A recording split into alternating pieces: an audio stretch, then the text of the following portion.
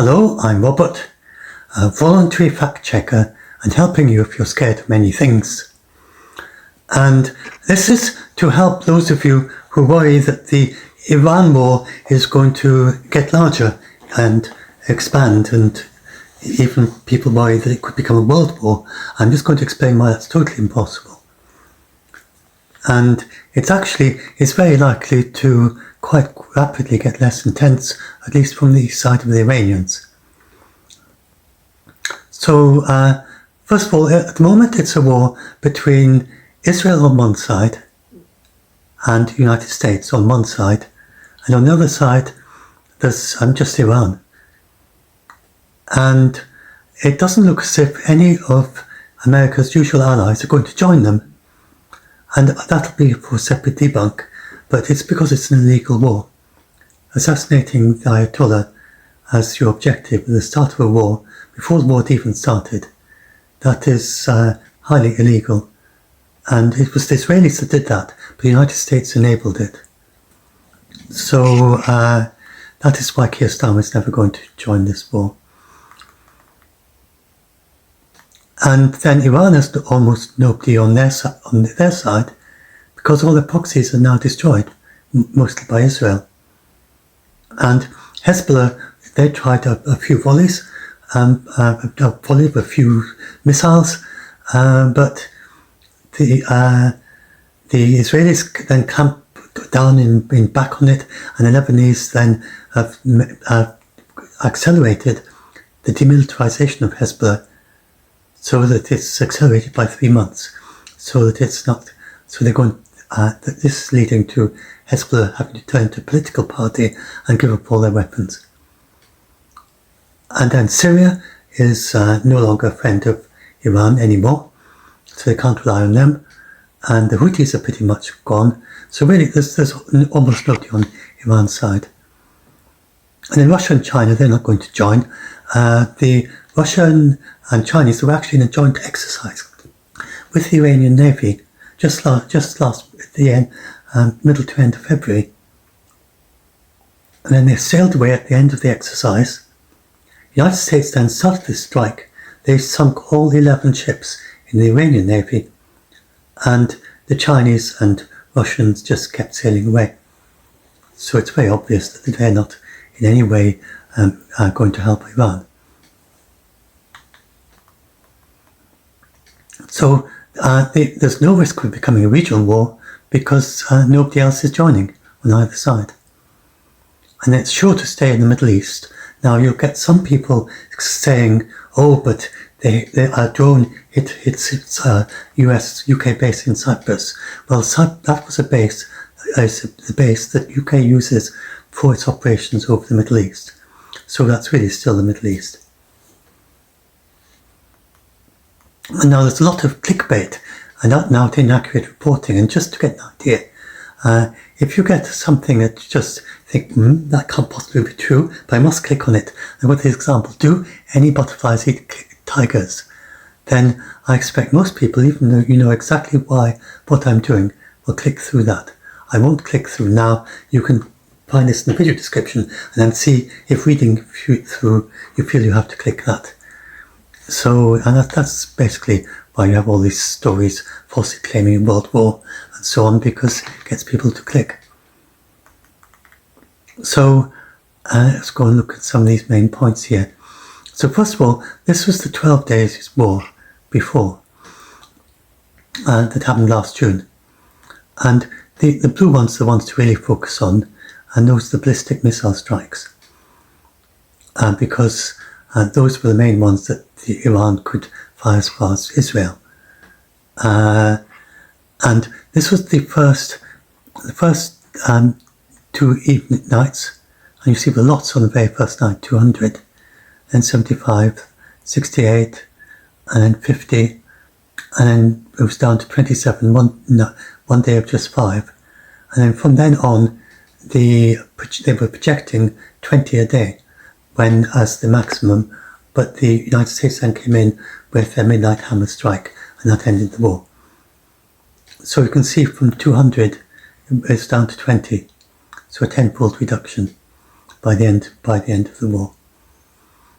And those are the strikes by the Iranians. I'm not counting the Israeli ones. I'm not sure if I made that clear. These are strikes by Iran. So we can expect the same thing here, and probably much faster. A reduction, probably a tenfold reduction. Maybe in less than a week. We'll see.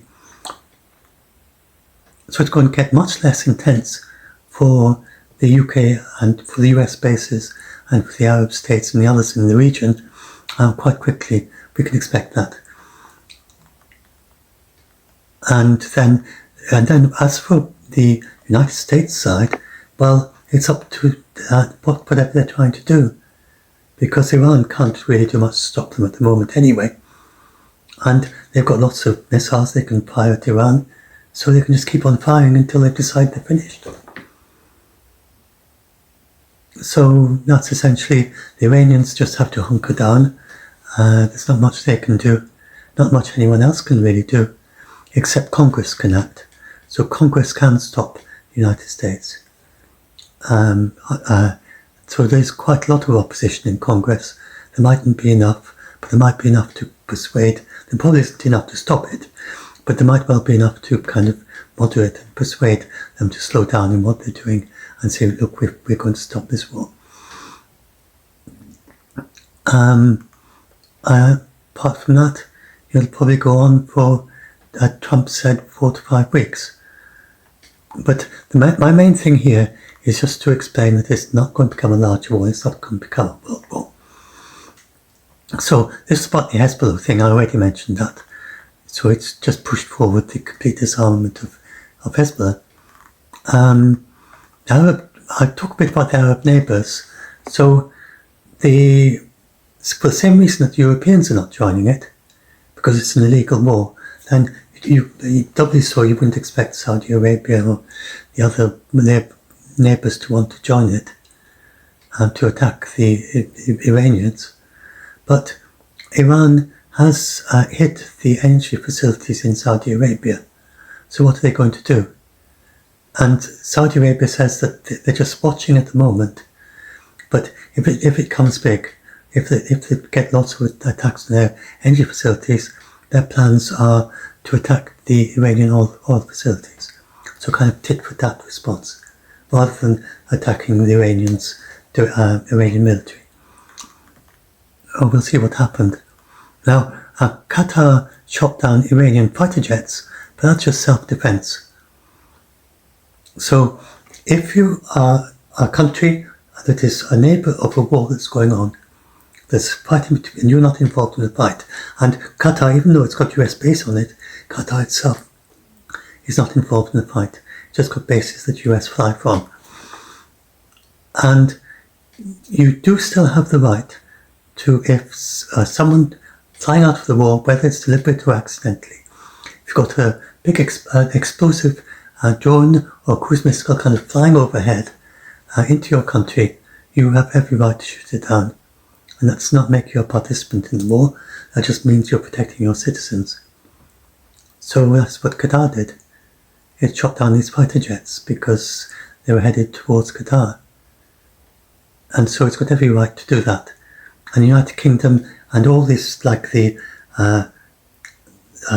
General de Gaulle, the Chinese Charles de Gaulle aircraft carrier, that's been moved to the area to protect the French interests in the area, and countries that France has an alliance with that they protect. So it's just to shoot stuff down, it's not to shoot back at Iran. And so that doesn't count as joining it. Now, even if it did expand, so I just want to give the example of the Gulf War, nothing like this is at all likely to happen here. But the Gulf War had 42 combatants from every continent except Antarctica. That is not the definition of a world war. Because the fighting was localized to Kuwait and Iraq, a very small region. So what matters is not where all the soldiers come from, but where the fighting is going on. And if the fighting is in a small region, it's not a world war. Even if you had soldiers from every country in the world, all fighting in a very small area, that is not a world war. So it's important to keep that distinction. Iran can't attack the United Kingdom. China and Russia will not join Iran, and I'll go into some more detail about that. The United States can stop at any time. Even if UK, France and Germany joined, it would not be a world war. But they're not joining, they're just defending themselves. So here's the list of all the countries that fought in the Gulf War. United States, United Kingdom, France, Saudi Arabia, Egypt and Kuwait in exile. Those were the main countries. And then look at all these other ones, like Australia, Canada, Japan, Luxembourg, just all over the world, Philippines. And all these countries in purple on there, they were all involved in fighting that tiny area there. And most of the fighting was in Kuwait. And these are all the contributors. That happened, the 1991 Gulf War, so it wasn't so long ago. What is that, 34 years ago or something. And so that was not a world war. Not even, and back then, we didn't have the internet with all this papers chasing for each other with most clickbait story that'll get most clicks to try and get people to go to their website. And we just didn't have that back then, and nobody talked about a world war. And this is much less than that. Much less of an event than the Gulf War. Now, I'm just going to say another thing, that even back, long before the Gulf War, go back to the Korean War, and you've got the Soviet Union and the United States on opposite sides in the same war. The Soviet Union, the United States were openly in the war. The Soviet Union, they, I can bring up a picture. I think, because it's a video, I think it's appropriate to bring up this picture, because I'm just kind of talking about it to you. I didn't feel I could join it, include it. But that is a M15 Russian fighter jet, which at the time was very advanced technology, and it was more advanced than the United States fighter jets in the Korean War. And they put the Korean star on it, and they actually even dressed up in Korean uniform, and they had Korean camouflage and everything. But these were in fact what they had, Russian pilots, along with some Korean pilots as well. And they were fighting on the North Korean side. The United States were fighting on the South Korean side, and they shot each other's in dogfights, but they were fighting with each other and shooting down each other's aircraft. And so that was the Soviet Union directly fighting with the United States, but with the Soviet Union pretending that they were North Korean. But since they spoke in Russian and they looked like Russians, then it was very obvious they weren't really North Koreans. And it was an open secret that the United States was fighting against the Soviet Union in Korea. And that was not a world war, because it was localized to Korea. So that is not going to happen. Since then, countries have got the big powers have got far more averse to doing something like that. And they're not going to do that thing like that again. They've got a lot of deconfliction measures in place, and they just don't do things like that anymore. But even if they did, it wouldn't be a world war. And I've got this long list here, and you can bring it up.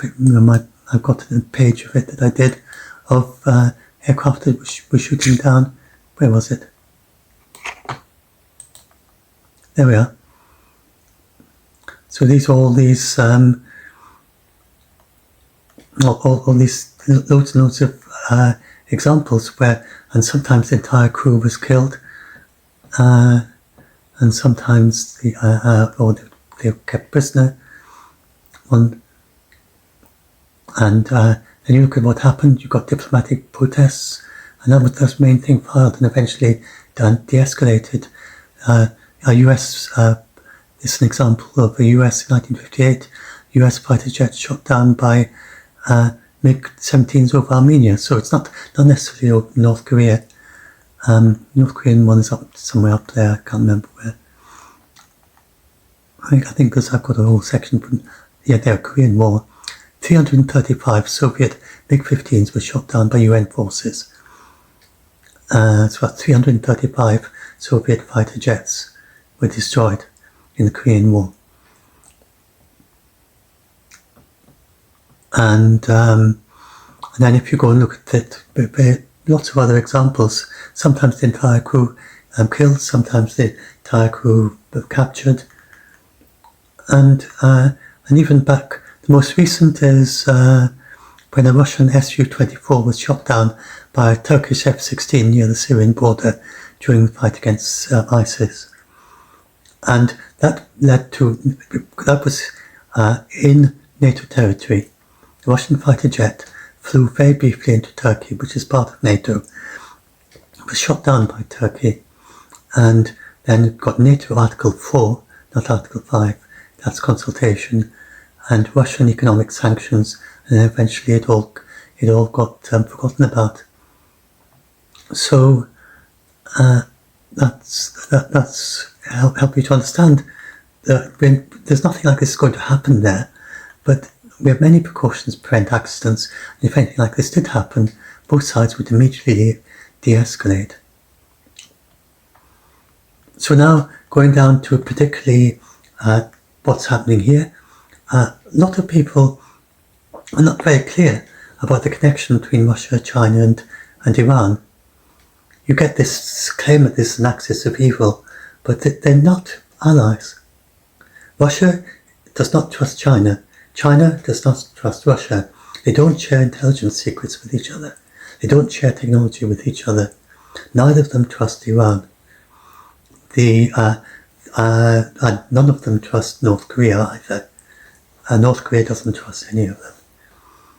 So it's not an alliance. It's not a relationship of trust. And then in the case of Iran, then it's not like people assume it's like Syria and Assad, and the Russians were keeping Assad in power, which they were. But Russia and China are not involved in keeping the Ayatollah in power. That's the IRGC, which is internal to Iran. And actually Iran became so militarized under the Shah of Iran before 1979, and he got all his weapons from Europe and the United States. So it's ancient 1970s European and NATO technology is what started off Iran. And ever since then, Iran has had its own military, its own separate military, that it's built, it's got technology, it's developed the technology to build these things, but it's not up to the standards of the United States. But it's the next highest in the region, in the Middle East, after Israel. It's a very big country, large part of Western Europe in area. It's got quite a large population, tens of millions, and it's self-contained. It's got its own military, and it's the Iranian military that is keeping Iran under control.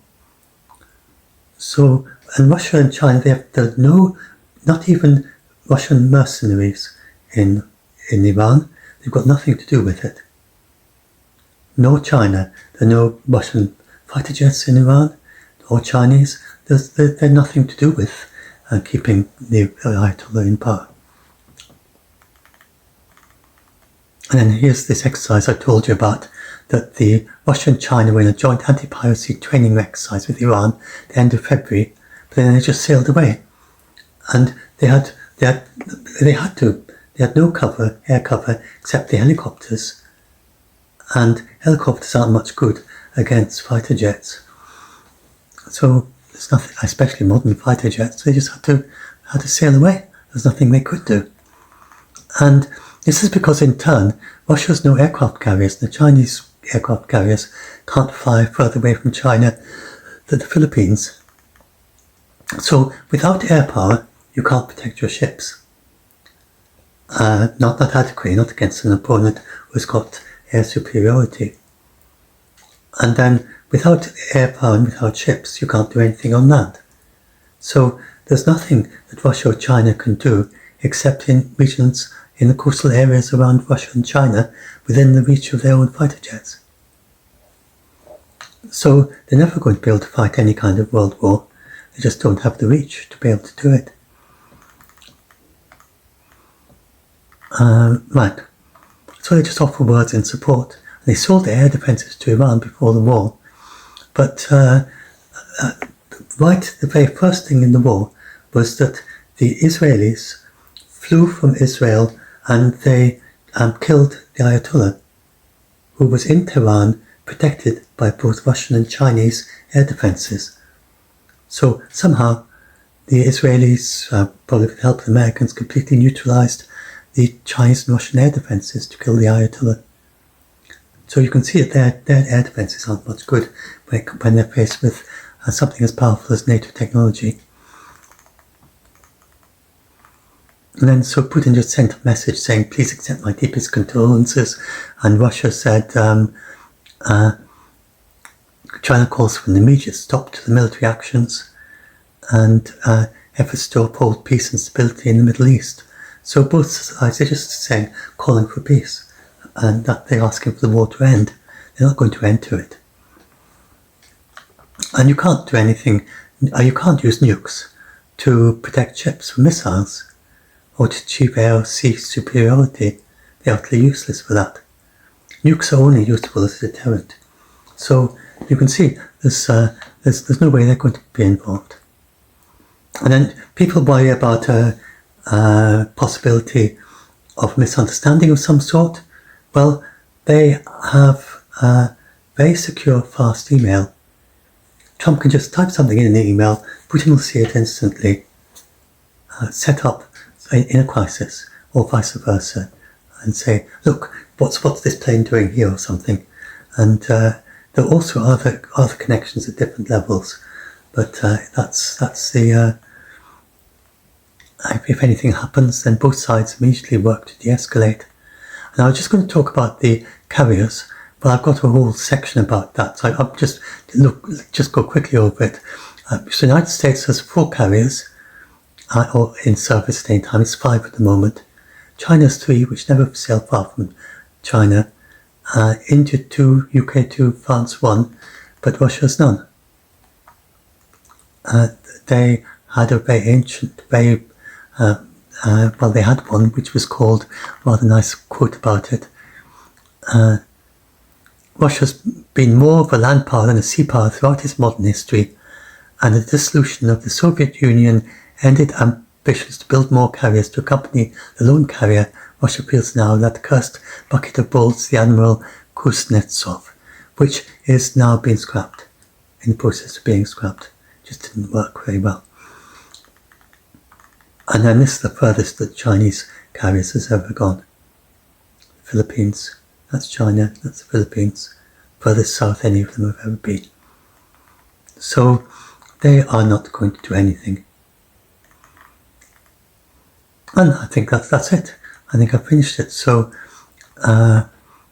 you can all then read this article about why we don't risk a world war from Ukraine, the Middle East, China, North Korea, or anywhere else in the world. Next to impossible, and longer term, we're headed for a world without any war. It may seem hard to believe at the moment, but the world is it's getting more and more difficult, these things. And I talk about it in that video as to it's Hans Blix and why he says that we're headed for a world without wars, where without wars to sort out, try and figure out boundaries anymore at some point in the not too distant future, maybe just a few decades, a decade or 2 from now, who knows. Then we'll have reached the end of all the territorial wars.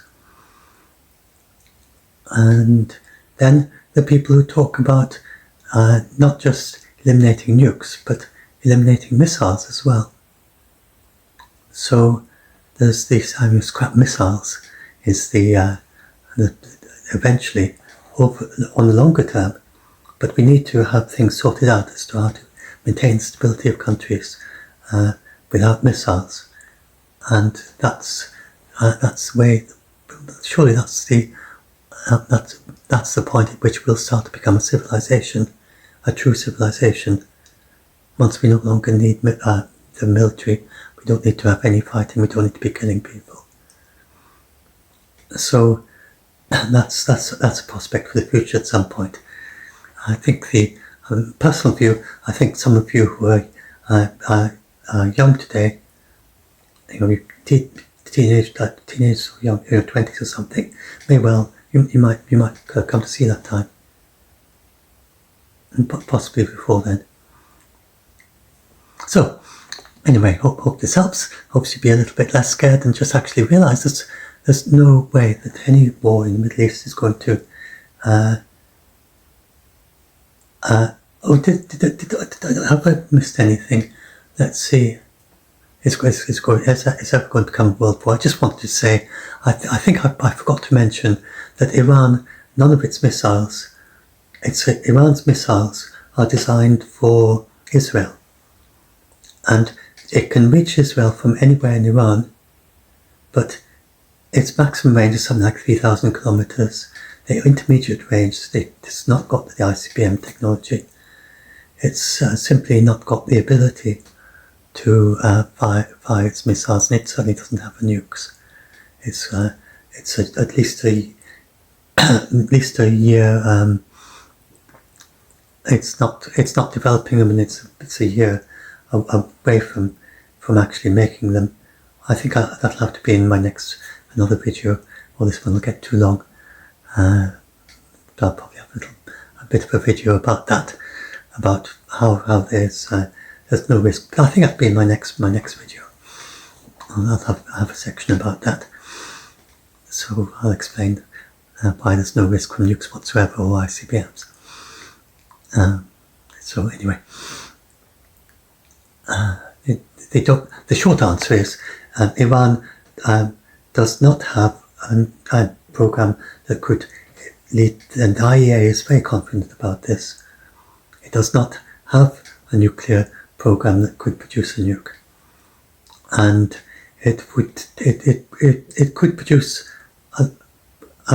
in theory, if it had the right equipment, which it has lost in strikes last year. If it had the right equipment, it could make a solid uranium out of this uranium gas, or uranium hexafluoride, to be technical. Uranium gas it has, it could make it into a solid. But enough uranium to make a bomb is not a bomb. And it requires several tests, nuclear tests, and quite a lot of work, and probably about a year of work to get to the point where you have your first nuclear explosions in Iran itself, which is not much use, and then it's another 2-3 years to miniaturize them. And it's very clear that Iran doesn't want to do that. It gave a very good treaty to Trump that a map forward to a future where Iran can never develop nukes. And that's what I'm going to talk about in my next video.